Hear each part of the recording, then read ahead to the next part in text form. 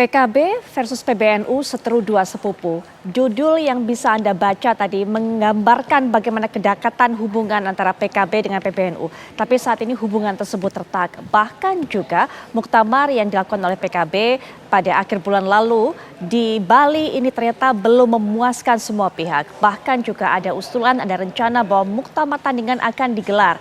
Nah, untuk bisa membaca apa sebenarnya terjadi dengan PKB dan PBNU, apa yang menjadi dampak dari konflik ini, sudah hadir para narasumber yang akan memberikan pandangannya, baik yang menemani saya di studio ataupun juga akan memberikan pandangannya secara daring. Ada Mas Adi Prayitno selaku pengamat politik yang sudah hadir menemani saya di studio. Assalamualaikum warahmatullahi wabarakatuh. Selamat malam Mas Adi. Waalaikumsalam warahmatullahi wabarakatuh. Selamat malam Putri. Baik, dan juga sudah bergabung para narasumber lainnya, ada pengamat politik juga Prof. Burhanuddin Muhtadi. Assalamualaikum warahmatullahi wabarakatuh. Selamat malam Prof. Burhan.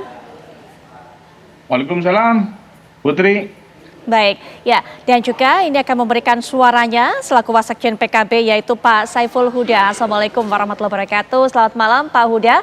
Tapi sepertinya masih belum bergabung dengan kita. Kami masih akan terus mencoba untuk menghubungi Pak Huda. Kita juga sudah terhubung dengan pengamat politik yang juga mengetahui betul bagaimana kemudian organisasi PKB ini termasuk juga PBNU dan apa dampak nanti dari konflik ini, yaitu Bapak Muhammad A.S. Hikam. Assalamualaikum warahmatullahi wabarakatuh. Selamat malam Pak Hikam. Waalaikumsalam warahmatullahi wabarakatuh Mbak Putri. Baik, kami juga sudah mengundang sebenarnya kehadiran dari Bapak Lukman Edi untuk bisa memberikan keterangan juga terlibat dalam perbincangan ini. Namun Bapak Lukman Edi saat ini masih berada di Jeddah. Kami juga menghubungi Bapak Abdul Malik Haramain, kemudian juga Bapak Abdul Qadir Karding, tapi kemudian yang bersangkutan masih belum bisa bergabung untuk bisa memberikan pandangannya. Kami akan mendengarkan bagaimana pandangan dari Mas Adi, Prof. Burhan, kemudian juga Pak Hikam mengenai hal ini. Pak Hikam terlebih dahulu, bagaimana sebenarnya memandang akar dari konflik ini? Apakah memang betul dari perseteruan pribadi sebenarnya yang kemudian terseret-seret organisasi ini? Pak Hikam silakan. Ya Mbak, terima kasih atas undangannya.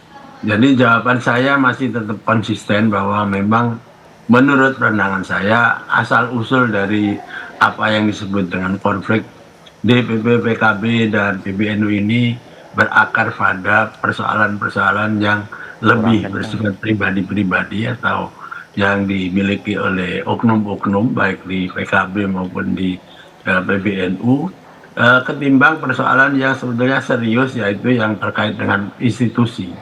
Tetapi seperti biasa di negeri kita ini kadang-kadang persoalan-persoalan yang mula-mula bersifat pribadi itu kemudian ada upaya-upaya untuk menginstitusionalisasikan atau melembagakan sehingga kemudian quote unquote legitimate untuk menjadi bahan konflik yang kemudian pada akhirnya akan bisa menggoda atau memancing pihak-pihak yang lain baik eksternal maupun internal supaya konflik ini menjadi lebih besar dan kemudian bisa direkayasa dan kemudian kalau bisa sukses akan memenangkan salah satu pihak yang berkonflik tadi itu. Baik, bermula dari konflik dari para individu. Bisa ditegaskan, dijelaskan juga, mungkin Pak Hikam dikelirkan siapa individu ini yang kemudian bermain, yang akhirnya membuat organisasi ini kemudian juga ikut tersangkut. Secara umum saya kira publik terutama warga Nahdliyin dan PKB sudah tahu bahwa pihak-pihak yang berkaitan dengan konflik pribadi ini terutama tentu adalah sekjen dari PBNU Gus Ipul, kemudian Gus Ami sendiri, dan juga Gus Yahya sebagai ketua umum Tanfidiyah PBNU. Dan ini kemudian menjalar ke internal yang ada dari PBNU sendiri maupun di DPP PKB. Nah ini kemudian akhirnya upaya-upaya saling membuat semacam institusionalisasi konflik yang pada akhirnya tidak menguntungkan dua-duanya. Tapi alhamdulillah ini sudah berakhir karena ternyata DPP PKB hasil muktamar Bali kemarin sudah legitimate secara legal formal, secara politik, dan bahkan juga menurut saya juga secara etik. Baik, hasil muktamar kemarin di Bali yang kemudian mengumumkan kepengurusan baru memang sudah ditandatangani, diresmikan juga oleh Kemenkumham, begitu Prof. Burhanuddin. Kabarnya begitu. Betul Pak Ikam. Nah Prof. Burhan, tapi kemudian masih ada pihak juga untuk berupaya ini menyelenggarakan adanya muktamar tandingan. Tapi kalau kita dengarkan Gus Yahya tidak menghendaki disebut sebagai muktamar tandingan, melainkan muktamar lagi. Bagaimana pandangannya Prof. Burhan? Ya, saya setuju dengan Bung Ais Hikam ya, bahwa ada persoalan personal yang melibatkan terutama Gus Yahya dengan Caimin. Dan itu bisa kita telusuri cukup panjang, karena kita tahu Gus Yahya sangat dekat dengan Gus Dur, beliau salah satu juru bicara Gus Dur, ya. Kemudian Caimin, terutama konfliknya dengan PKB Gus Dur, itu masih menyisakan luka, terutama di kelompok loyalis Gus Dur. Dan kalau kita lihat hasil Muktamar Lampung sebelumnya, itu terlihat sekali Caimin lebih mendukung Kiai Said Akhil Siraj, sementara Gus Yahya mendapatkan dukungan dari kubu lain ya. Dan itu menjalar terutama setelah Gus Yahya berhasil mengalahkan Kiai Said Akhil Siraj dalam Muktamar Lampung dan bertemu dengan kepentingan pihak luar yang kita tahu cukup gregetan melihat manuver Caimin yang dianggap tanda kutip ya kurang bisa ditertibkan. Nah, tetapi Caimin kita tahu itu orang yang sangat pintar sekali, ya, sangat lihat, ya, melihat cuaca politik, kapan dia harus ngegas, kapan dia harus ngerem, ya. Memang dalam konteks Pilpres 2024 kemarin, ya, beliau dianggap kurang taat pada kesepakatan koalisi pemerintahan Jokowi dengan mendukung Anies Baswedan. Tetapi setelah Pilpres dan Pileg selesai, Caimin pintar sekali bermanuver untuk kemudian tarik ulur dan menunjukkan tanda kutip ya loyalitasnya kepada Pak Jokowi dan kepada Pak Prabowo yang akan melanjutkan tongkat estafet kepemimpinan nasional terutama pasca Oktober. Itu ditunjukkan terutama ketika Caimin itu tidak mendukung Anies Baswedan meskipun DPW PKB Jakarta sudah mengeluarkan rekomendasi mendukung Anies Baswedan. Termasuk dalam soal-soal strategis lain, kedatangan Caimin dalam acara-acara besar koalisi Indonesia Maju, termasuk terakhir di acara Rapimnas Partai Gerindra, itu seperti memberikan semacam sinyal kepada Prabowo bahwa PKB di bawah Caimin tidak akan menjadi anak nakal lagi. Dan karenanya saya tidak kaget Putri kalau kemudian Kumham ya di bawah menteri yang baru yang notabene adalah kader Gerindra itu menerbitkan pengesahan Muktamar Bali yang meneguhkan sekali lagi kepemimpinan Caimin dengan backup baru yang tak kalah kuat yaitu Kiai Haji Ma'ruf Amin. Baik, dengan disahkannya kepengurusan baru ini, apakah artinya sudah tertutup peluang bagi pihak-pihak yang berseteru berseberangan untuk mengadakan muktamar tandingan? Karena kalau kita tahu memang rencananya tanggal 2-3 September, tapi hingga saat ini juga masih mundur. Mas Adi nanti bisa berikan pandangannya, tapi setelah jeda berikut ini kami segera kembali.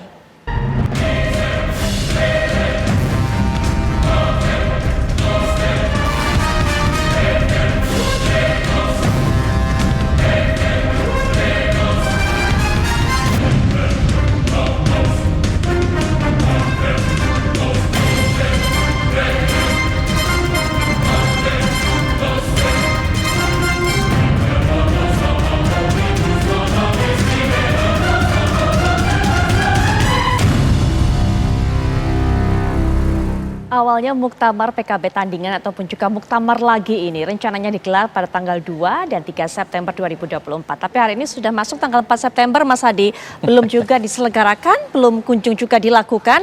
Apakah kemudian ketika kepengurusan dari PKB hasil muktamar Bali juga sudah disahkan oleh Kemenkumham, artinya sudah tertutup adanya muktamar tandingan ini?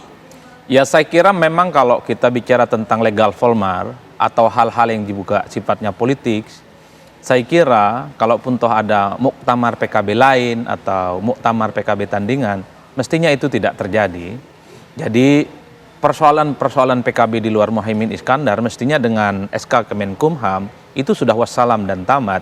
Karena secara legitimate kepengurusan PKB yang baru versi muktamar Bali itu sudah diakui oleh negara. Apalagi misalnya yang kita tahu bahwa ada Kiai Ma'ruf Amin di situ. Bukan hanya hadir ya ketika muktamar, tapi per hari ini Kiai Ma'ruf Amin adalah sebagai Dewan Syuro yang saya kira ini menegaskan ada unsur Kiai Ma'ruf Amin posisinya sebagai wapres, mewakili negara dan juga menjadian bagi dari PKB. Jadi dalam konteks itulah sebenarnya sulit bagi saya membayangkan akan ada muktamar-muktamar PKB yang lain sebagai upaya misalnya untuk menggeser posisi Caimin. Cuman kan dalam politik kita tidak pernah tahu ya. Kenapa begitu? Kalau kita melihat bagaimana upaya-upaya untuk membelah partai atau mencoba untuk membuat partai tandingan itu kan terjadi beberapa tahun yang lalu seperti yang terjadi pada Partai Demokrat. Siapa yang bisa menyangka tiba-tiba ada Demokrat versi Deli Serdang, Pak Muldoko saat itu. Padahal publik tahu saat itu adalah ketua umumnya secara sah dan legitimate adalah AHY dan kemudian juga SK Kemenhumnya juga adalah sangat legitimate dan diberikan kepada Demokrat versinya AHY. Tapi setelah ada Demokrat tandingan, kan AHY cukup kelelahan menghadapi itu secara hukum. Ada PK, ada kemudian pengadilan dan sampai ke Mahkamah Agung. Yang ingin saya katakan adalah kalau kita membaca dengan logika normal, logika hukum termasuk logika politik, mestinya PKB lain ini atau muktamar PKB yang lain ini tidak akan terjadi. Karena dari berbagai penjuru sudah tak ada pintu dan tak ada celah untuk melakukan tandingan-tandingan untuk menegaskan ada PKB lain di luar Muhaimin Iskandar. Nah yang kedua saya membaca memang bagaimana dukungan publik ya terkait dengan legitimasi PKB-nya Muhaimin Iskandar. Banyak yang memang dalam tanda kutip ya menyayangkan kok ada gerakan-gerakan politik yang mencoba untuk bikin muktamar PKB lain di luar PKB yang sudah sah. Karena ini tidak elok secara demokrasi, ini tidak ajak secara demokrasi. Kalau tuntutan untuk melakukan muktamar PKB itu muncul dari internal partai, mungkin karena faktor ketidakpuasan, mungkin karena kinerjanya dianggap tidak bagus, itu dianggap rasional. Karena memang partai itu ada dinamika dan ada goncangan.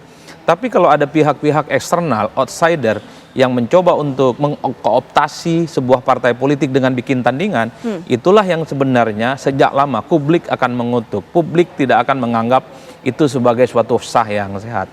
Oleh karena itu bagi saya, karena ini kita selalu berdiri di atas demokrasi supaya partai politik itu independen dan otonom, mestinya tak ada upaya-upaya untuk ya membuat partai-partai yang sebenarnya ini sebagai upaya untuk membelah dan mengambil alih yang lain. Baik, jika kemudian kemungkinan dari pelaksanaan muktamar tandingan ini tertutup, Pak Hikam, apa dari menurut bacaan dari Pak Hikam, apa upaya-upaya berikutnya kemudian untuk menggoyang PKB ini, termasuk juga mungkin untuk menongkel, untuk bisa menjatuhkan Gus Muhaimin Iskandar dari kursinya sebagai ketum PKB? Ya, seperti dikatakan oleh pengamat yang sebelumnya, di Indonesia ini kan memang orang tidak akan kehabisan akal untuk mencari celah.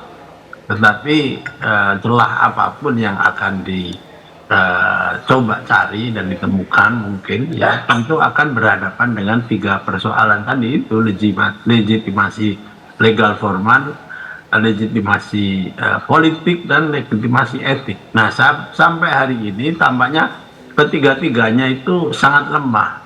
Bahkan kalau kita pun menggunakan etik ya, seperti yang sering diklaim oleh tim yang dibentuk oleh PBNU misalnya, itu juga nggak kena. Karena apa? Karena mereka mencoba menggunakan legitimasi etik yang terkait dengan posisi Dewan Syuro dan ingin disamakan atau dimirrorkan dengan posisi dari Rois Am di PBNU. Nah, kalau menurut saya secara etis itu legitimate hanya pada sampai taraf bahwa itu aspirasi yang ingin disampaikan kepada PKB atau di PKB. Tapi ketika itu kemudian ingin diperluas dengan cara kemudian menciptakan satu insinuasi berupa tandingan, maka gugur juga itu yang namanya legitimasi etik berupa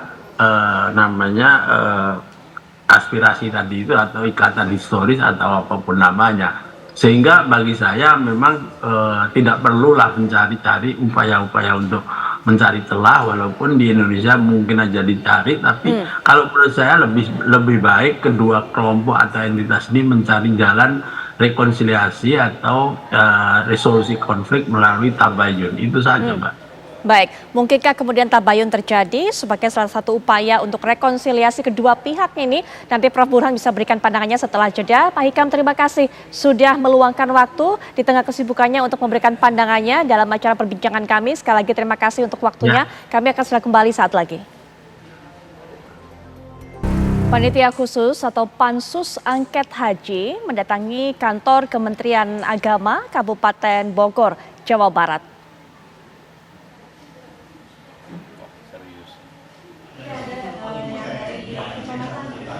Rombongan Pansus Haji DPR RI yang dipimpin oleh Ketua Pansus Haji Nusron Wahid meminta keterangan staf dan pimpinan Kementerian Agama Kabupaten Bogor terkait kuota haji tambahan tahun 2024. Didapati informasi bahwa kuota haji tambahan sebanyak 10.000 jamaah calon haji asal Indonesia pembagian tidak merata atau dinilai tidak adil.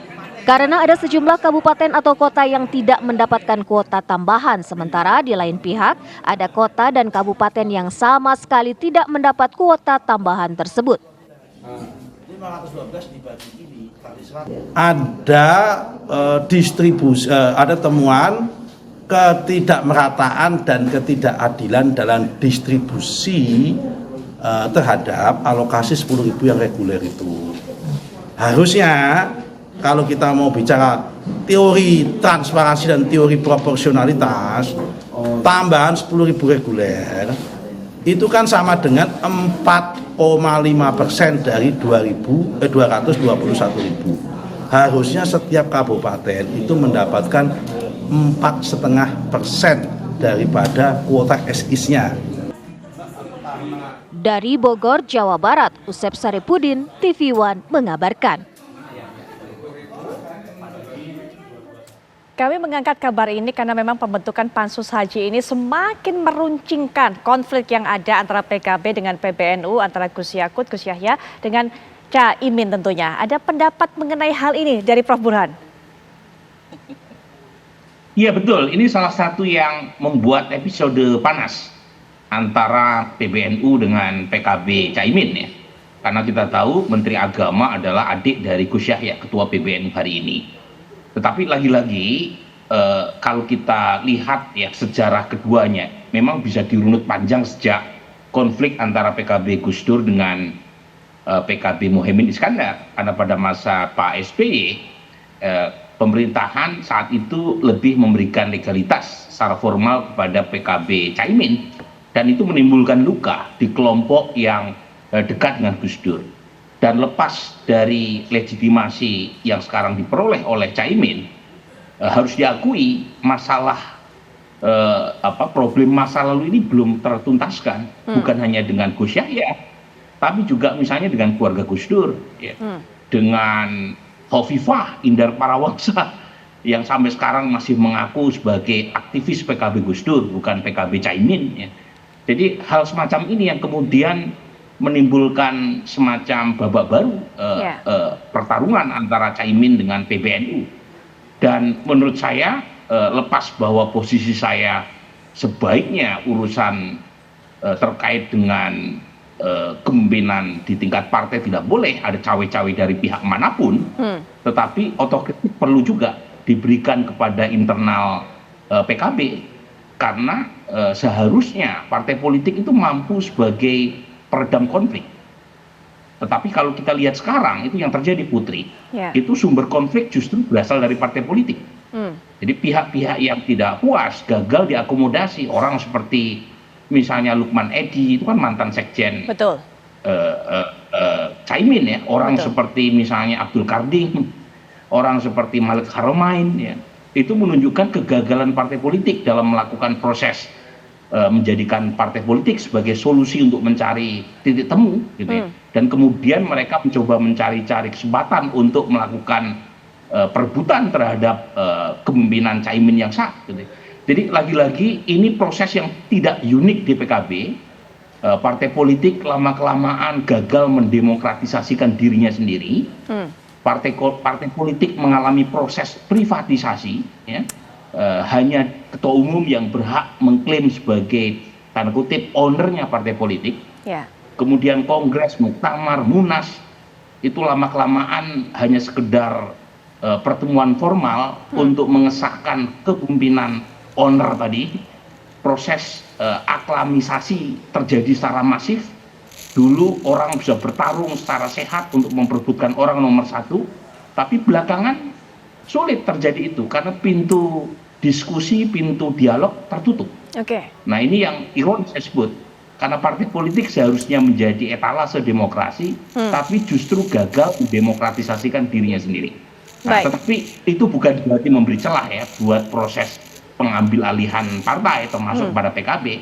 Saya dari awal menolak ya proses-proses semacam itu karena tidak menyelesaikan masalah. Apalagi Putri ya. PKB di bawah Caimin hasil Pileg 2024 itu menunjukkan kesuksesan. Jadi suara PKB naik dari 13,5 juta di 2019, terakhir naik menjadi 16 juta lebih. Kemudian kursinya juga naik dari 58 di 2019, kursi PKB hasil Pileg terakhir itu menjadi 68, naik kurang lebih sekitar 10. Jadi tidak ada celah sebenarnya dari sisi elektoral mengatakan bahwa Caimin gagal, meskipun dalam Pilpres gagal ya. Dan PKB memang mengalami penurunan dukungan terutama di basis-basis NU, mungkin karena ada rivalitas dengan PBNU, di Jawa Timur turun, di Jawa Tengah turun, tetapi di basis-basis Islam modernis, di Jawa Barat, di Sumatera, mungkin karena menjadi wakilnya Anies, suara PKB naik. Gitu. Jadi pada titik itu memang sulit untuk mencari titik celah masuk ya, mengganti Caimin, karena PKB overall mengalami kenaikan, meskipun ya di tingkat Pilpres kalah. Baik, soal suara yang didapatkan pada pemilu kemarin, soal elektabilitas partai ternyata meningkat. Ini merupakan salah satu prestasi dari Caimin yang mungkin juga harus diterima oleh kubu seberang. Tapi walaupun seperti itu, Prof. Burhan juga mengatakan tidak ada celah sebenarnya. Tapi dari kubu seberang ini tetap mengatakan muktamar yang terjadi kemarin ataupun digelar di Bali kemarin itu melanggar ADART, melanggar kemudian undang-undang politik, bahkan juga membungkam hak demokrasi dari para kader-kader PKB. Bagaimana kemudian hal ini harus diselesaikan dengan upaya rekonsiliasi dari kedua pihak, Mas Adi? Ya saya kira memang kalau kita bicara tentang kinerja Muhaimin Iskandar dalam konteks pemilu di 2024, Pileg memang naik secara signifikan. Oleh karena itu ketika ada upaya-upaya untuk membuat muktamar PKB tandingan atau muktamar PKB yang lain, tentu argumentasinya adalah argumentasi politis.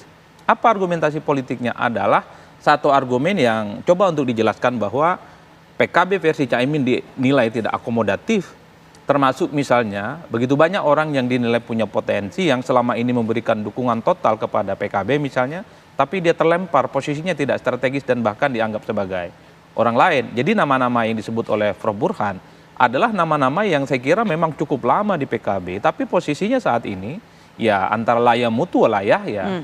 Jadi celah yang semacam itu yang seringkali dijadikan sebagai justifikasi untuk melakukan tandingan itu. Tapi bagi saya secara prinsip sebenarnya Putri, bahwa partai politik ketika ada tandingan, ketika ada upaya pembelahan, selalu muncul dari pihak luar sebenarnya. Dengan cara proses politiknya itu untuk mendapatkan SK Kemenkumham. Tidak penting lagi apakah partai itu dia muncul resistensinya dari dalam atau luar. Seperti yang terjadi pada Partai Demokrat misalnya, ini kan muncul dari luar, outsider. Muldoko apapun adalah pihak luar, tidak pernah punya kartu anggota Demokrat. Tapi kemudian didaulat sebagai ketua umum Partai Demokrat versi yang lain di luar AHY.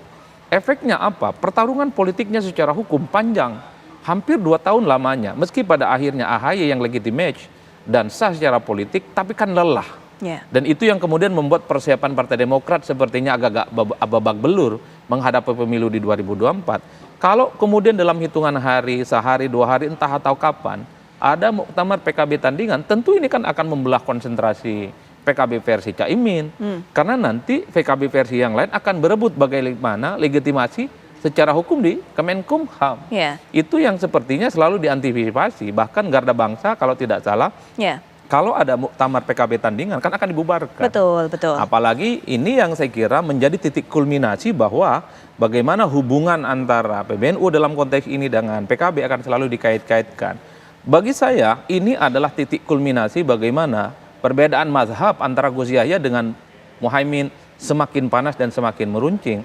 Kalau mau jujur sebenarnya selama ini PKB itu ya PBNU, PBNU ya PKB. Oleh karena itu sebisa mungkin memang ketua umum PKB itu dia punya irisan dan iman politik yang sama dengan Ketua Umum PBNU. Nah, Gus Yahya adalah sosok yang dinilai sebagai Gus Durian, loyalis Gus Dur, di mana preferensi politiknya beda dengan Muhaimin Iskandar. Wajar ketika Gus Yahya didapuk sebagai Ketua Umum PBNU, praktis setelah itu hubungan dengan PKB itu tidak produktif. Ketika PBNU mengatakan NU jangan lagi diklaim hanya milik satu partai, PBNU tidak berpolitik dan seterusnya. Jadi bagi saya selama Ketua Umum PBNU itu iman politiknya beda dengan Caimin, maka sepanjang itu juga tensi politik, perseteruan politik dengan PKB akan terus muncul selama-lamanya. Tapi akan beda ceritanya kalau Ketua Umum PBNU-nya ini memiliki irisan napas dengan Muhaimin yang sama seperti ketua umum yang lain, saya kira persoalan perseteruan ini akan segera berakhir. Baik, nah kita juga akan saksikan apa sebenarnya menjadi pernyataan dari Lukman Edy selaku mantan Sekjen PKB. Kami tayangkan kepada Anda, ini dia.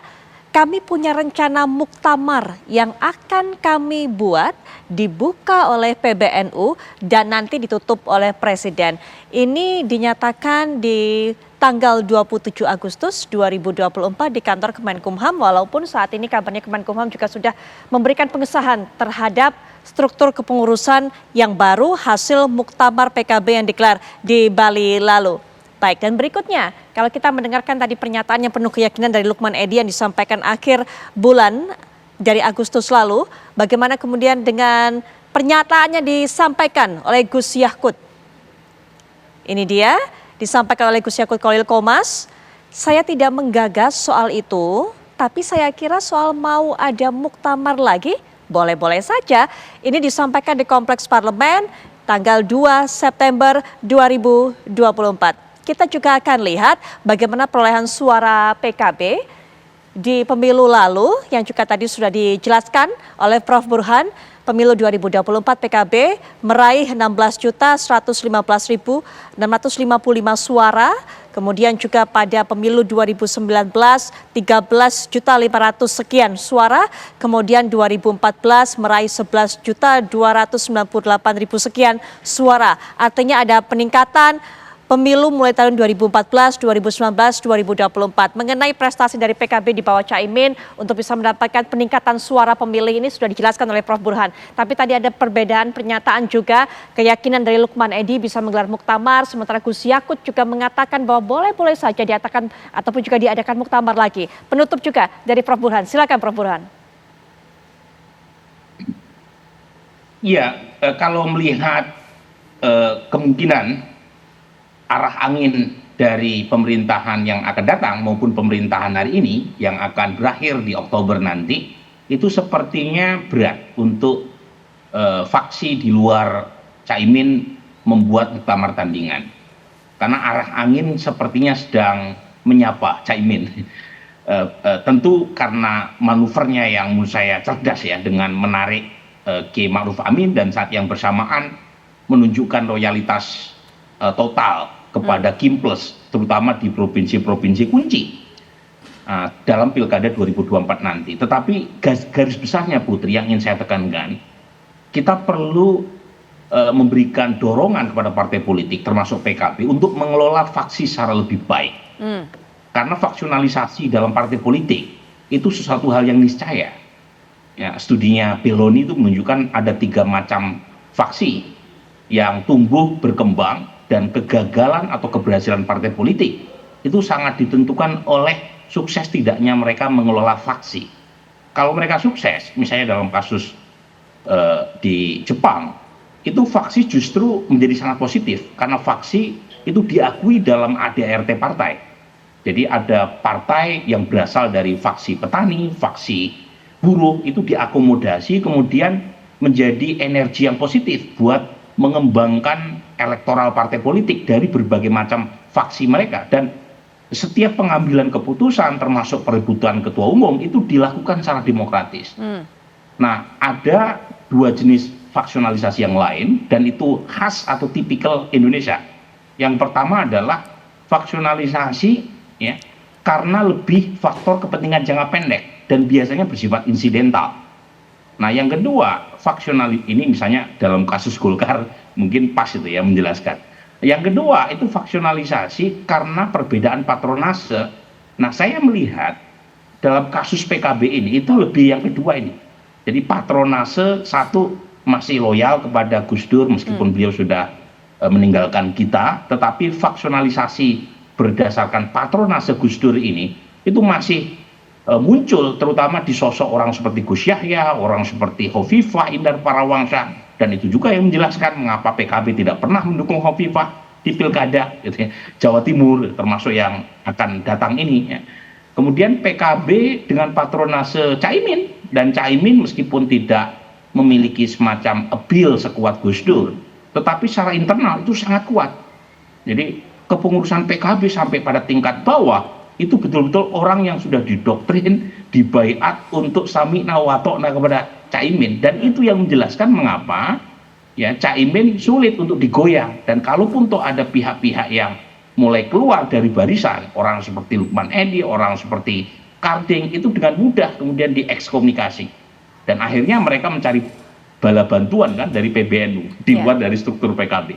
Tapi at the end saya ingin mengatakan, marilah kita perbaiki partai politik kita ya. Caranya jangan buat faksionalisasi sebagai energi yang negatif.